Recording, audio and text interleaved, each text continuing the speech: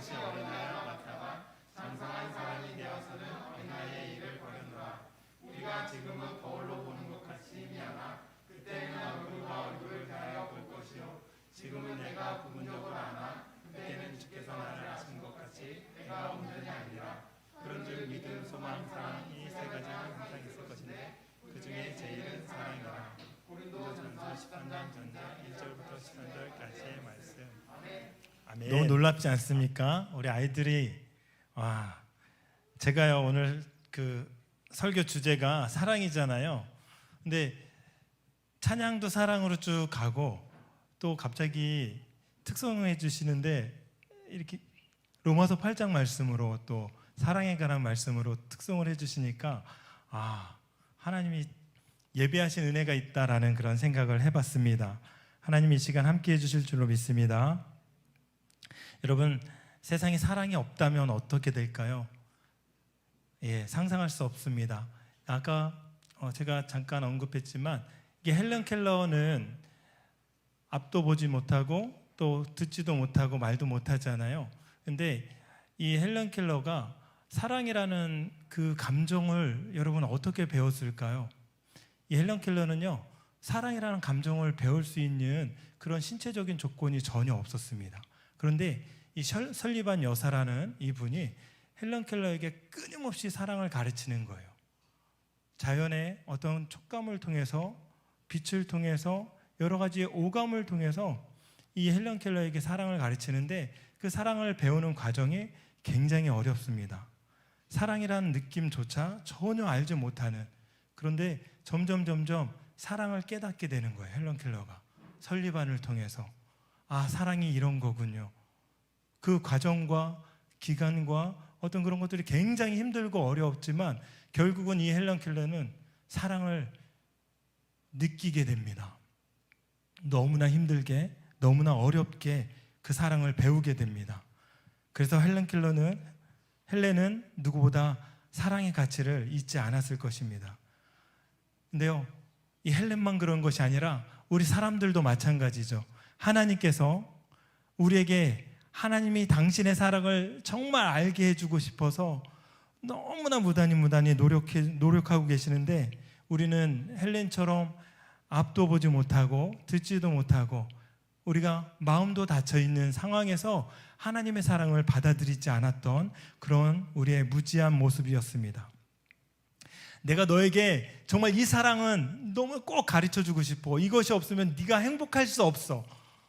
그래서 하나님이 우리에게 꼭 이 사랑을 가르쳐주고 싶었는데 우리가 그 사랑을 늘 거절했던 거죠. 근데 결국은 우리가 너무 그 사랑을 거절하고 깨닫지 못하고 알지 못하니 최후의 수단으로 예수님을 이 땅에 보내주신 것입니다. 근데 우리가 하나님의 사랑을 받았음에도 불구하고 점점 그 사랑을 잃어버리는데요, 그 사랑을 잃어버리는 모습들이 오늘 고린도전서 13장 우리 아이들이 암송한 이 말씀에 있는 것이죠. 우리가 성경 속으로 들어가 보면 성경 전체를 한 단어로 압축하면 어떤 단어가 나온다 그랬죠?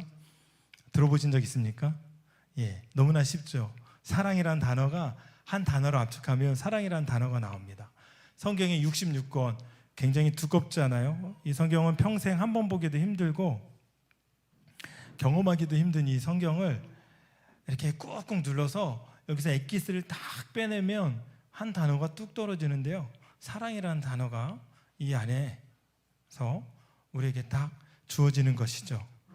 우리가 이 안에서 무엇을 발견하냐면 하나님의 음성을 발견하는데요, 어떤 음성이냐 하면 내가 너를 사랑한다. 내가 너를 사랑한다. 이 음성이에요. 다른 음성 말고 내가 너를 사랑한다. 여러분이 지금 어떤 상황인 건 상관이 없습니다. 어떤 사람은요, 죽음의 문턱 바로 앞에 가 있는 사람이 있습니다.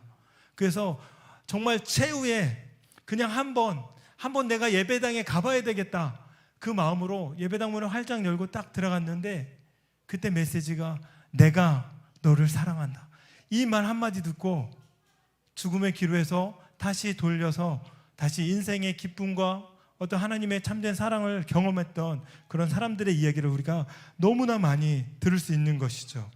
이 성경은 그래서 지금도 말씀하십니다. 내가 너를 사랑한단다. 그 하나님의 변함없는 사랑을 우리가 이 시간 함께 묵상하길 소망합니다.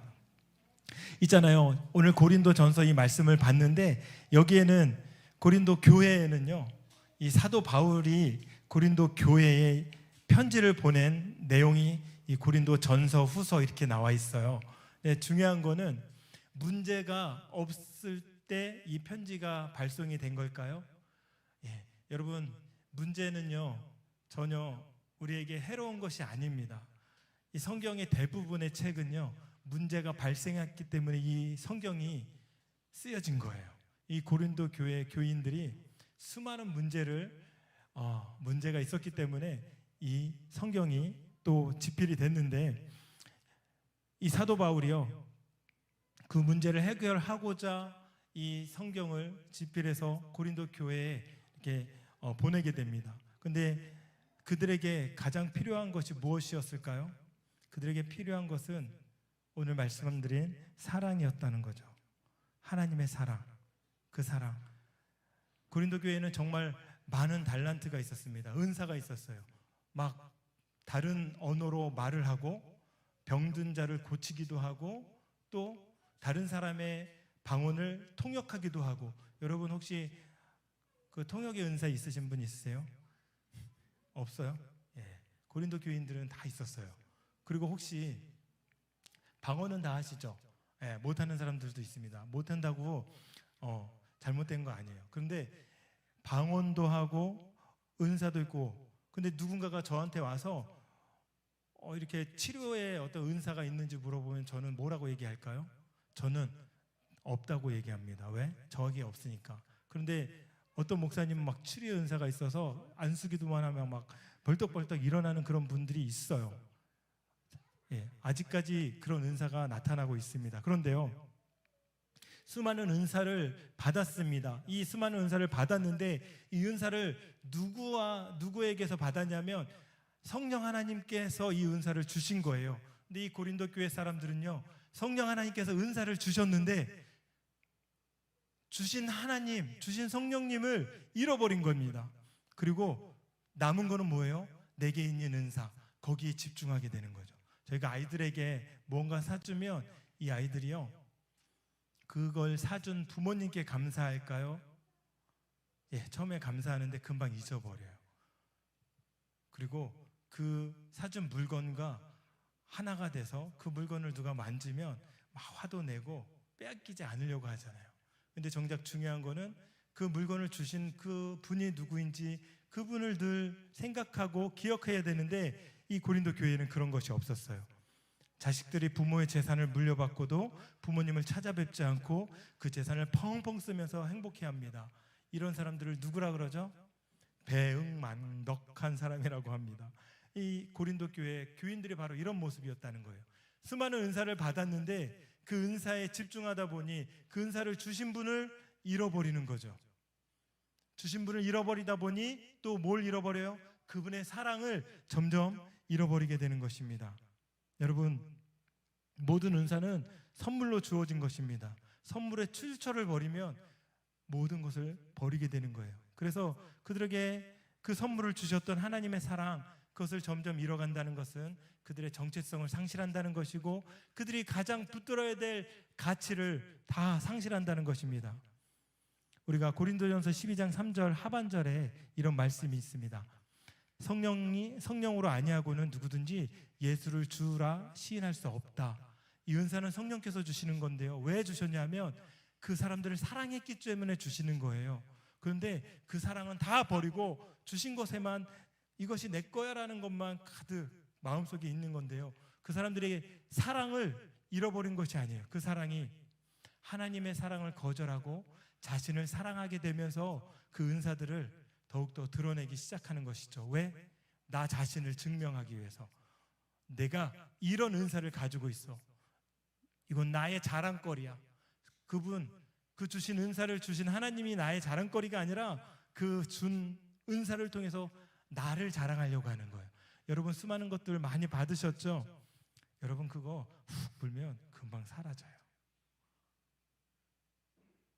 목사님이 제가요 아이들에게 설교할 때 낙엽에다가 이름을 썼어요. 목사님 제 이름을 쓰고 하루가 지나서 아이들한테 딱 보여줬는데 그 낙엽이 어떻게 됐을까요? 말라 비틀어지는 거예요. 그 안에 이름이 점점 쪼그라들고 있는 거예요. 와. 근데 만약에 내 손바닥에 이름을 딱 썼어요. 어땠을까요? 예. 어떤 분은 문신도 하는데 지워지지 않고 손바닥에 여전히 남아있죠. 우리가 하나님의 사랑을, 하나님의 변함없는 사랑에 집중하지 않고 우리에게 주신 선물에 집중하게 되면 점점 그 선물은 사라지고 만다는 겁니다. 영원하지 않다는 것입니다. 그래서 오늘 고린도전서 13장에는 하나님의 사랑이 이만큼 너희에게 필요하다는 것을 말씀하고 있는데요. 첫 번째 단락인데 우리 1절부터 3절까지 암송하는 사람들 함성하고요. 제가 읽어드리겠습니다. 내가 사람의 방언과 천사의 말을 할지라도 사랑이 없으면 소리나는 구리와 울리는 꽹가리가 되고 내가 예언하는 능력이 있어 모든 비밀과 지식을 알고 또 산을 옮길 만한 모든 믿음이 있을지라도 사랑이 없으면 내가 아무것도 아니요 내가 내게 있는 모든 것으로 구제하고 또 내 몸을 불사르게 내어줄지라도 사랑이 없으면 내게 아무 유익이 없느니라. 사랑이 없으면 뭐라고요? 아무것도 아니라는 거예요. 누구의 사랑? 하나님의 사랑. 여러분 안에 하나님의 사랑이 있나요? 여러분의 안에 사랑이 있을 거예요. 그렇죠? 그 사랑이 하나님의 사랑으로 대체되길 간절히 소망합니다. 하나님의 사랑이 없으면 성경은 아무것도 아니래요. 이 당시에는요 사랑이 있었어요. 하나님을 만나기 전에도 사랑이 있었어요. 아프로디테 신전에는 사랑의 여신을 모시는 그런 신전에 너무나 큰 가장 높은 언덕에 그 신전이 있었는데 그 신전에 모시는 그 신이 사랑의 여신이었어요. 이 고린도 교회에는 하나님이 아닌 다른 신의 사랑이 있었습니다. 그런데요 그 신의 사랑은 뭐냐면 육체적인 쾌락을 드러내는 신이었어요. 인간을 욕망으로 빠뜨리는 신. 인간이 정말 무조건적인 사랑이 아니라 누군가를 위한 사랑이 아니라 나의 기쁨과 즐거움을 위해서 그 사랑을 누리는 그런 신이 있었어요. 그런데 그런 사랑이 있었는데도 불구하고 그곳에 하나님의 사랑이 툭 떨어진 거예요. 그래서 그 사랑이 툭 떨어져서 지금까지 네가 사랑했던 그 사랑은 진정한 사랑이 아니야. 정말 사랑은 하나님께서 너에게 주신 자기 아들을 아끼지 않고 너에게 내어주신 그 사랑, 나를 향한 사랑이 아니라 타인을 향한 사랑, 나를 살리기 위한 사랑이 아니라 저 사람을 살리기 위한 사랑, 신을 위해서 사람이 존재하는 것이 아니라 신이 우리 인간을 위해서 자신의 목숨을 내어주는 그 사랑을 하는 그 사랑이 고린도 교회에 툭 떨어지면서 이전 사랑은 모두 소멸하고 다시 하나님의 사랑으로 가득 찼는데 하나님의 사랑으로 가득 찬 그곳에 점점 다시 이전 사랑으로 돌아가는 모습들이 이들에게 있었기 때문에 지금 그 사랑이 없으면 사랑이 없는 것이 아니라 그 전에 너희가 따라왔던 육체적인 남들을 죽여서 너희들이 살아가려고 하는 그 사랑이 다시 스물스물 올라올 거라는 거죠. 그래서 오늘 성경에 그 사랑이 없으면 아무것도 아닙니다. 이렇게 말씀하고 있는 것입니다. 그리고 우리가 두 번째 단락을 한번 보겠습니다. 두 번째 단락 보니까 4절부터 8절까지 쭉 나와 있는데요. 여기서 사랑은 오래 참고 사랑은 온유하며 시기하지 아니하며 쭉 나옵니다. 15가지 덕목이 나와요. 사랑에 대한. 여러분, 이 사랑이 너무나 힘든 거죠. 그렇죠? 15가지 온전히 지켜내기가 너무나 힘든데요. 막 부모가 돼 보니 사랑하기 참 힘들다라는 것을 많이 깨닫습니다. 15가지 덕목에 해야 할 덕목이 7가지가 있고 하지 말아야 될 덕목이 8가지가 있습니다. 그러고 보면 고린도전서 13장을 통해서 우리가 알 수 있는 것은 사랑하기 위해서 해야 할 것보다는 하지 말아야 될 것이 더 많다라는 것을 우리가 말씀을 통해서 알고 깨닫게 되는 것이죠. 문제는 해야 될 것과 하지 말아야 될 것 모두 우리가 정말 적용을 해야 되는데 가장 어려운 덕목들입니다. 그래서 우리가 기도할 게 뭐냐면 사랑으로 해야 될 것과 사랑으로 하지 말아야 될 것들에 대한 지혜를 주시옵소서. 우리 자녀들에게도 마찬가지, 또 세상을 살아가면서도 그런 지혜가 우리 가운데 필요한 것 같습니다. 근데 우리 사랑의 첫 번째 조건을 보니까요, 이 실천해야 될 덕목이 오래 참고예요. 여러분, 인내가 편하신 분 계세요? 인내 정말 힘들고 어렵습니다. 제가요, 저한테 인내가 없다는 사실을 결혼하고 많이 느꼈어요. 애들 낳고 많이 느꼈습니다. 우리 아이들 장성하고 그러면서 아버지로서 인내가 많이 부족하구나.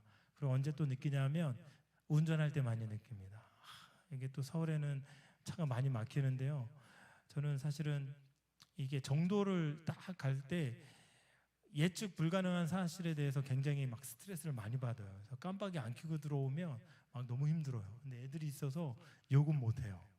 근데 그래도 그런 것들을 인내하기 참 힘든 어려운 부분들이 일상생활에 살아가면서 굉장히 많은데, 모든 사랑이 하지 말고 하지 말아야 될 것들의 시작이 뭐냐? 성경은 오래 참고 이렇게 얘기합니다. 오래 참고는요, 문자적으로 보면 분노를 멀리한다는 의미입니다. 분노를 멀리한다는 의미. 여러분, 친해야 될 사람과 친하지 말아야 될 그런 사람이 있어요. 우리가 살다 보면.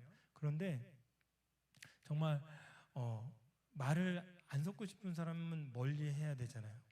욕을 너무나 많이 한다든가, 어떤 굉장히 피해를 준다든가, 거짓말을 너무 많이 한다든가, 이런 사람들은 늘 멀리하고 싶은 사람인데, 이런 사람들과 우리가 가까이 늘 하지는 않잖아요. 그렇죠?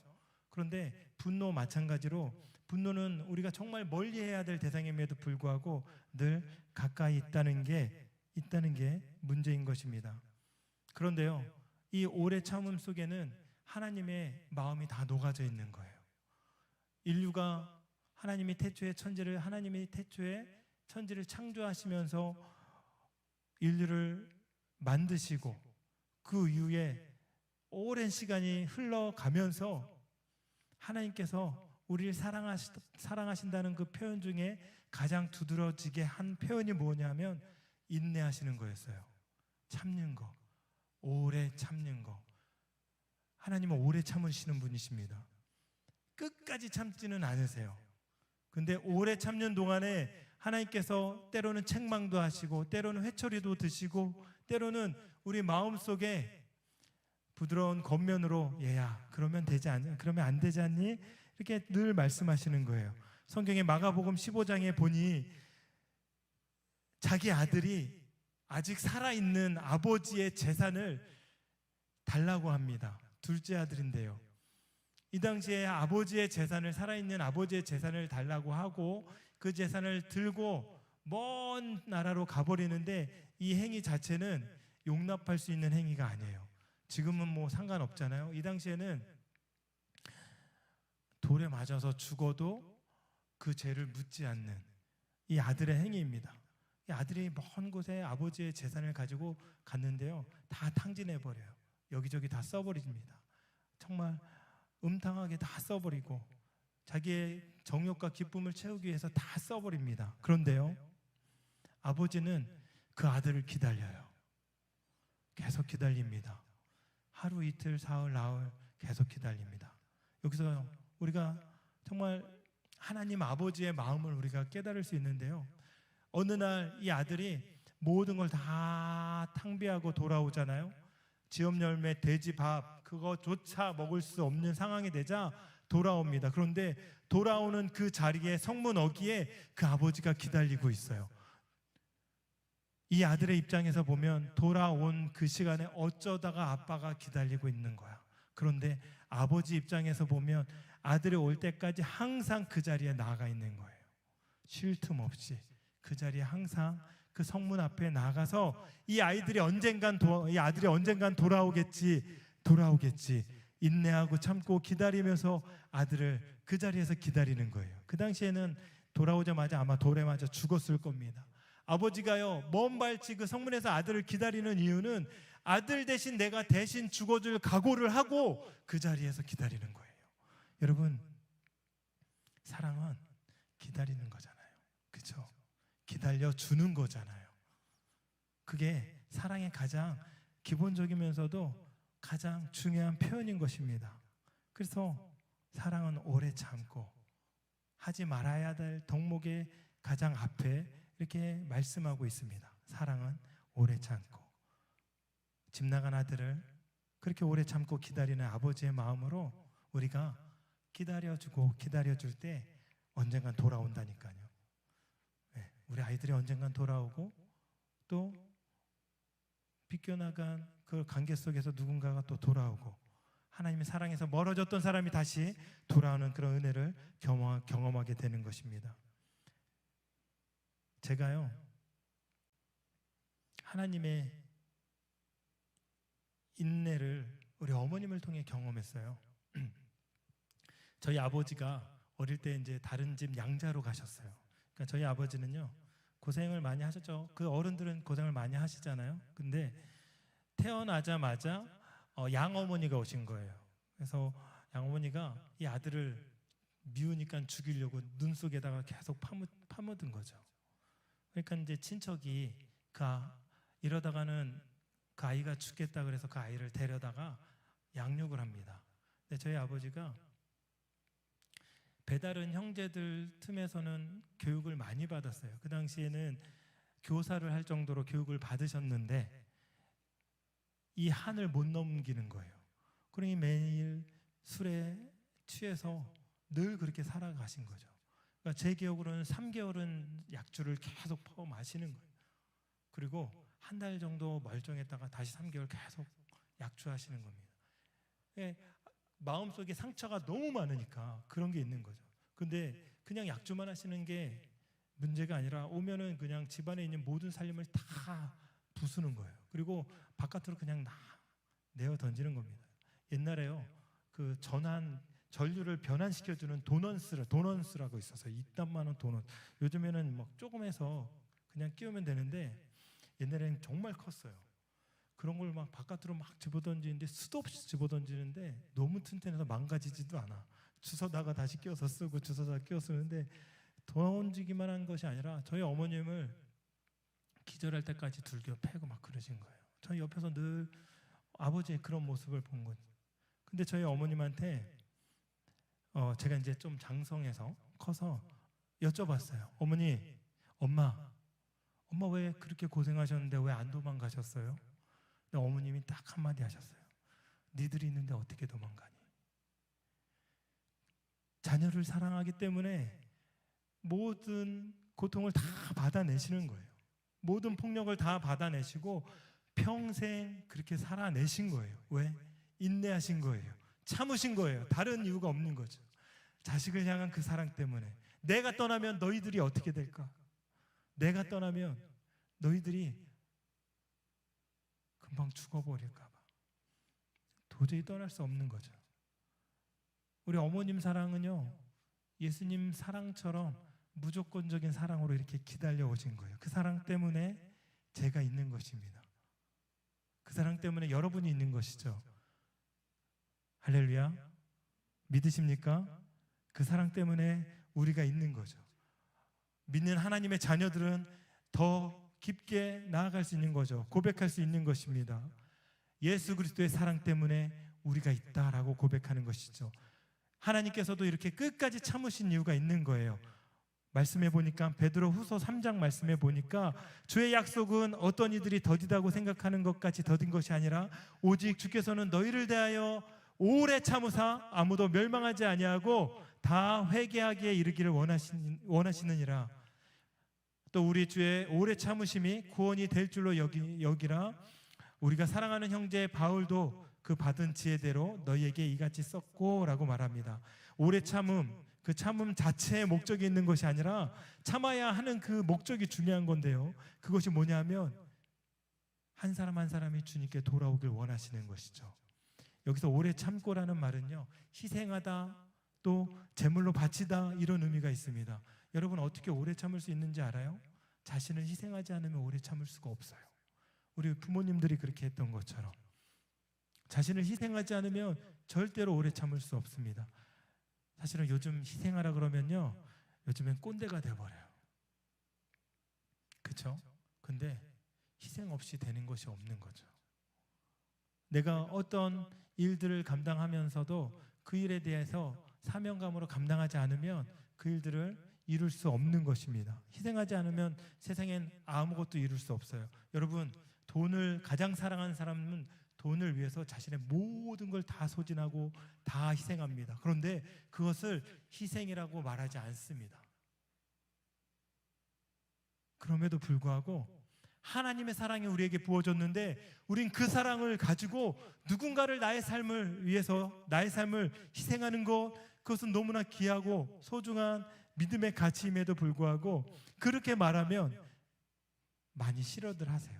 그러나 기독교의 정신은 희생인 것입니다. 그래야만 인내할 수 있는 것이죠. 하나님이 인내하시고 희생하셔서 우리를 사랑하신다라는 것을 증명하셨습니다. 그것이 십자가예요. 십자가의 사랑은 하나님의 희생과 하나님의 오래 참음의 결정적인 사랑의 증거입니다. 할렐루야. 그 사랑 때문에 우리가 지금 이곳에서 예배하고 있는 거예요. 희생하는 것 너무나 힘들고 어렵다는 것 우리가 잘 알고 있습니다. 그럼에도 불구하고 우리가 우리 몸을 제물로 드려질 때 온전한 희생이 이루어질 수 있는 것이죠. 누가 우리를 위해 희생한 것처럼 예수 그리스도가 우리를 위해서 희생한 것처럼 말입니다. 여러분, 주님의 사랑이 우리 가운데 함께 하시기를 간절히 소망합니다. 있잖아요. 여기 세 번째 단락을 보니까 우리가 부분적으로 알고 부분적으로 예언했다 얘기합니다. 부분적으로 온전한 것이 올 때에는 부분적으로 하던 것이 패하리라 이렇게 쭉 말씀하는데요. 여기서 부분적으로 이 말씀은 불완전한 상태를 얘기하는데, 여러분, 불완전한 삶을 지탱하는 힘이 사랑이라고 믿으십니까? 우리 다 불완전하잖아요. 그렇죠? 다 불완전한, 장성한 사람이 하나도 없습니다. 불완전한 삶을 지탱해 주는 것이 하나님의 사랑인데요. 우리가 제가 또 저의 간증을 하다 보면 여기 제가 대학교 때 같이 동기가 와 있는데 저의 삶이 어떤지는 잘 모를 거예요. 제가 대학교 때는 도서실에서 이제 숙식을 했어요. 알고 있었어요? 알고 있었구나.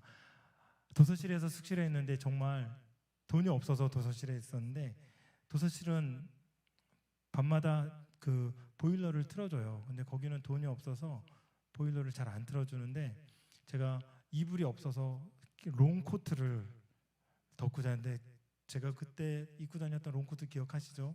롱코트를 덮고 자는데 이게 머리 위로 이렇게 오면 발가락이 나오잖아요. 또 발로 하면 가슴까지 딱 오는데 너무 추운 거예요. 그 밤에 밤새도록 추위에 덜덜덜덜 떨다가